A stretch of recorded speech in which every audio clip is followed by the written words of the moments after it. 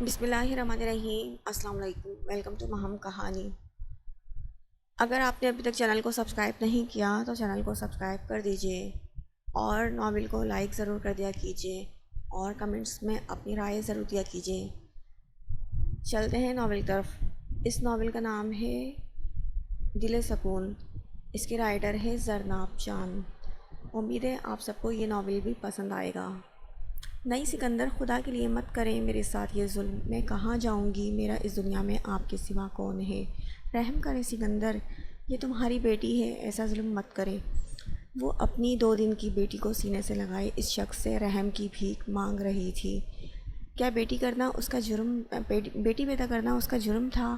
بیٹیاں تو اللہ کی رحمت ہوتی ہیں۔ پھر وہ کیسا ظالم شخص تھا جو بیٹی پیدا کرنے کے جرم میں اپنی ہی بیوی کو طلاق دے رہا تھا؟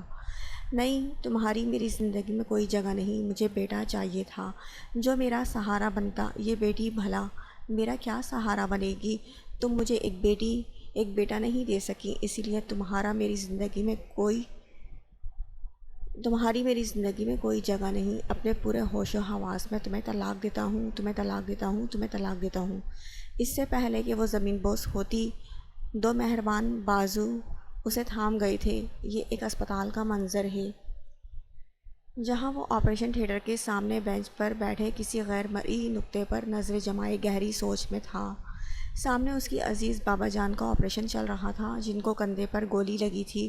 وقفے وقفے سے کسی کی سسکیاں اس کے کانوں میں پڑ رہی تھیں۔ کچھ گھنٹے پہلے اس کی پوری زندگی بدل گئی تھی۔ اس نے تو کبھی اس نظر سے اسے دیکھا تک نہ تھا۔ وہ تو اسے ایک چھوٹی سی بچی سمجھتا تھا، پھر کیسے دھڑلے سے اس کی زندگی میں وہ شامل ہو گئی تھی۔ وہ شاید انہی سوچوں میں رہتا کہ ڈاکٹر کی آواز آئی، پیشنٹ کے ساتھ کون ہے؟ وہ ڈاکٹر کی آواز پر خیالوں سے باہر آیا۔ اس سے پہلے کہ وہ ڈاکٹر کو جواب دیتا، وہ بھاگتی ہوئی اس کے آگے کھڑی ہوئی اور ڈاکٹر کے سامنے ہاتھ جوڑے، پلیز میرے بابا جانی کو بچا لے، پلیز انہیں کچھ مت ہونے دیں، میں مر جاؤں گی۔ ڈاکٹر کو اس کی معصوم سی شکل دیکھ کر بہت ترس آیا۔ جو بمشکل 15-16 سال کی تھی، اس وقت اس کی حالت قابل رحم تھی۔ جی میں ہوں ان کا بیٹا، بتائیے بابا کیسے ہیں؟ وہ ٹھیک تو ہے نا؟ اس سے پہلے کہ وہ روتے روتے بے ہوش ہو جاتی، اس نے کندھے سے تھام لیا اور ڈاکٹر سے اپنے بابا کی کنڈیشن پوچھی۔ آپ کے فادر اب خطرے سے باہر ہیں، تھوڑی دیر میں ہم انہیں وارڈ میں شفٹ کر دیں گے تو آپ ان سے مل سکتے ہیں، ڈاکٹر اپنے پیشہ ورانہ انداز میں کہتا چلا گیا تھا۔ کیا ہوا بابا کو؟ وہ ٹھیک تو ہیں؟ اس سے پہلے کہ وہ اسے چپ کرواتا، پیچھے سے اسے اپنے بھائی کی آواز سنائی دی۔ وہ اسے بازوؤں میں پکڑ کر الگ کرتا، اپنے بھائی سے ملنے لگا اور مختصراً اسے سب بتاتا چلا گیا، کیسے وہ لوگ حالے کو اغوا کر کے لے کر جا رہے تھے، لیکن بابا کے ہوتے ہوئے یہ ممکن نہ تھا، تو ان لوگوں نے عالم صاحب پر گولی چلا دی۔ یہ ان کی خوش قسمتی تھی کہ گولی ان کے کندھے کو چھو کر گزر گئی اور اسی وقت روحان وہاں پہنچا۔ وہ سب ڈر کے بھاگ گئے۔ اس نے بروقت عالم صاحب کو اسپتال پہنچایا۔ اس بیچ وہ اپنے اور حالے کی نکاح والی بات کو گول کر گیا تھا، کیونکہ وہ نہیں چاہتا تھا کہ اس کے بھائی اور باپ کے بیچ مزید غلط فہمیاں آئیں۔ سب سن کر زرحان نے اپنی مٹھیاں بھینچ لیں۔ اس سے اپنا غصہ کنٹرول کرنا مشکل ہو گیا، لیکن یہ وقت جذبات میں آ کر کچھ بھی کرنے کا نہیں تھا، صبر سے کام لینا تھا۔ انہیں تو آنے والا وقت ہی بتاتا کہ ان کا صبر کیا طوفان لانے والا تھا۔ 2 کمروں کے چھوٹے سے اس مکان میں اس وقت بریانی کی خوشبو ہر جگہ پھیلی ہوئی تھی۔ ایک خاتون چھوٹے سے کچن میں بڑے مصروف انداز میں ہاتھ چلا رہی تھی کہ فون کی گھنٹی نے انہیں اپنی طرف متوجہ کیا۔ وہ ہاتھ پہنچ کر فوراً موبائل لینے کمرے کی طرف بھاگی۔ جیسے ہی ان کی نظر موبائل میں نظر آتے نام پر پڑی، ان کے چہرے پر مسکراہٹ آ گئی۔ فوراً کال اٹھا لی۔ السلام علیکم، کیسی ہو؟ دوسری طرف سے انہیں آواز سنائی دی، میں ٹھیک ہوں، تم کیسی ہو؟ تمہیں تو میری یاد ہی نہیں آتی، انہوں نے شکوہ کیا۔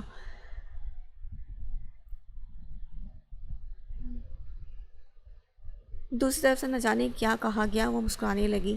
جی میں انتظار کروں گی، اللہ حافظ۔ انہوں نے فون رکھ دیا۔ خوشی ان کے انگ انگ سے ظاہر ہو رہی تھی۔ آخر وہ وقت بہت قریب تھا جس کے لیے اتنے سال انتظار کیا تھا انہوں نے۔ بابا آپ کو کچھ ہو جاتا تو میں مر جاتی، مجھے تو روحان بھیا سے بہت ڈر لگتا ہے، انہوں نے ڈاکٹر کو بھی بہت ڈانٹا جب آپ بے ہوش تھے، وہ مجھے بھی ڈانٹتے تو میں کیا کرتی۔ اس وقت وہ ان کے سینے سے لگی رونے میں مصروف تھی اور کمال صاحب اس کے بالوں میں ہاتھ پھیرتے ہوئے اسے پرسکون کرنے کی کوشش کر رہے تھے۔ نہیں روتے، میری حالے تو بہت بہادر ہے اور روحان سے ڈرنے کی ضرورت نہیں، وہ تو میری حالے سے بہت پیار کرتے ہیں۔ نہیں، وہ مجھے بالکل بھی اچھے نہیں لگتے، ہر وقت گھورتے رہتے ہیں، بس مجھے ان سے کوئی بات نہیں کرنی، آپ جلدی ٹھیک ہو جاؤ، ہم گھر چلتے ہیں۔ وہ جو اندر جانے ہی لگا تھا اس کی آواز پر رک گیا۔ اس نے کب اس پر غصہ کیا تھا اسے یاد کرنے پر بھی یاد نہ آیا تو سر جھٹکتے ہوئے اندر بڑھ گیا۔ آپ کی شکایتیں اگر ختم ہو گئی ہوں تو براہ مہربانی بابا پر سے اپنا بوجھ ذرا کم کیجیے، گولی لگی ہے ان کو، اگر یاد ہو تو۔ وہ جو اور شکایتیں کرنے کے موڈ میں تھی ایک دم سے ہڑبڑا کر کمال صاحب سے دور کھڑی ہو گئی، اس کی طرف نظریں اٹھا کر دیکھنے کی ہمت ہی نہیں ہوئی۔ بھائی تم میری بیٹی کو ڈانٹنا بند کرو۔ ہاں نا بابا، ہم نے تو ان کے بارے میں کچھ بھی نہیں کہا، اس سے پہلے کہ وہ اپنی صفائی میں کچھ کہتا۔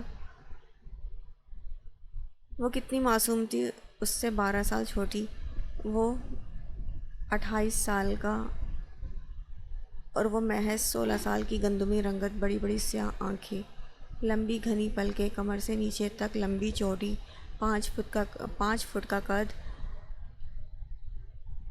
قد کے علاوہ وہ ہر لحاظ سے خوبصورت اور معصوم تھی، لیکن اسے بیوی کے طور پر قبول نہیں تھی۔ اس نے سوچ لیا تھا بابا کے ٹھیک ہوتے ہی وہ ان سب کا کوئی حل نکالے گا۔ بابا تھوڑی دیر میں ہمیں نکلنا ہے، ہمارا رکنا ٹھیک نہیں ہے، میں نے ڈاکٹر سے بات کر لی ہے، وہ ایک میل نرس کا بھی انتظام کر لیا ہے جو آپ کے ٹھیک ہونے تک حویلی میں ہی رہے گی۔ عالم صاحب اس بات میں سر ہلا گئے تھے۔ آنا بیٹا بس کرو اب، اور پڑھنا آنکھیں دیکھی ہیں تم نے، اپنی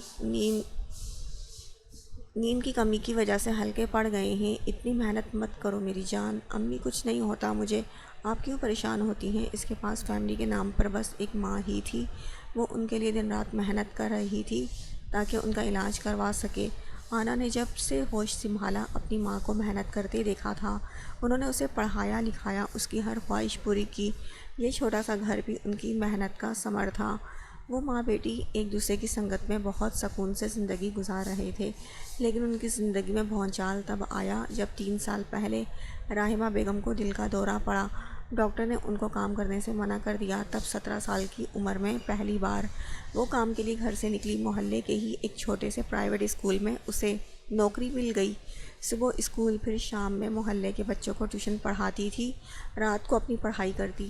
وہ پرائیویٹ BA کر رہی تھی۔ راحمہ بیگم نے اسے روکنے کی بہت کوشش کی، ان کا کہنا تھا وہ بالکل ٹھیک ہیں، وہ کام کر سکتی ہیں، لیکن آنا کے آگے ان کی ایک نہ چلی۔ جلال مرزا اور بی جان کے 2 بیٹے اور 1 بیٹی تھے، بڑا بیٹا عالم مرزا، دوسرا بیٹا سکندر مرزا، بیٹی سارہ۔ عالم کی شادی انہوں نے اپنی دوست کی بیٹی فائزہ بیگم سے کروائی تھی، جن کے 3 بچے تھے، بڑا بیٹا زریان، دوسرا بیٹا روحان اور بیٹی عزا، جو شہر میں اپنے بھائی زریان مرزا کے ساتھ ہی رہتی تھی۔ سکندر نے شہر میں پڑھتے ہوئے اپنے باپ کے خلاف جا کر اپنی یونی فیلو سے شادی کر لی تھی اور سب سے قطع تعلق کر دیا تھا، اور سارہ کی شادی انہوں نے اپنے بھانجے سے کروائی تھی جو اپنی جاب کی وجہ سے کینیڈا میں رہائش پذیر تھے۔ ان کے 2 بچے تھے، بیٹا عاشر اور بیٹی نیہا تھی۔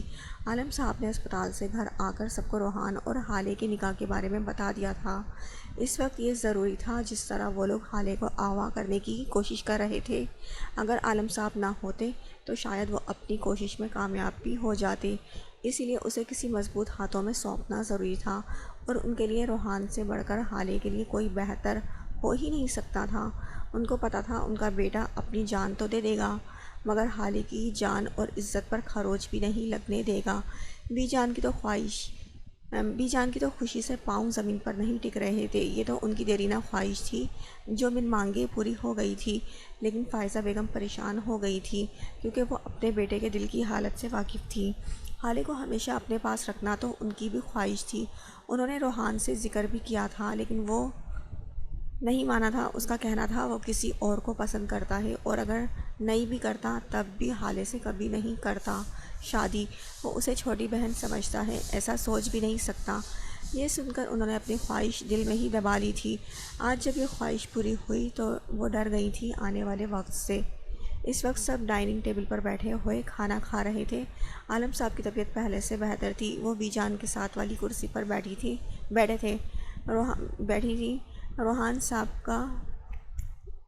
روحان صاحب کل ہی گھر لوٹے تھے۔ جب سے نکاح ہوا تب سے حالے کا اس سے سامنا ہی نہیں ہوا تھا، نہ اسے فرق پڑتا تھا، کیونکہ وہ نکاح کے مطلب سے اچھی طرح واقف نہ تھی۔ وہ سوچنا نہیں چاہتی تھی۔ داد جان بھی 15 دن سے پہلے ہی اپنی بیٹی سے ملنے پہلے کینیڈا گئے ہوئے تھے، اسی لیے عالم صاحب کے بارے میں ان کو کسی نے نہیں بتایا۔ وہ سب ان کو پریشان نہیں کرنا چاہتے تھے۔ اس گھر کے لڑکوں کو سکون کیوں نہیں ملتا؟ گھر پہ کہاں آوارہ گردی کرنے نکل گیا ہے روحان؟ اب تو اسے زیادہ گھر میں ہونا چاہیے، بی جان غصے میں بولی تھی۔ اماں پریشان نہ ہو، فون کیا تھا میں نے، کہہ رہا تھا تھوڑی دیر تک آ جائے گا۔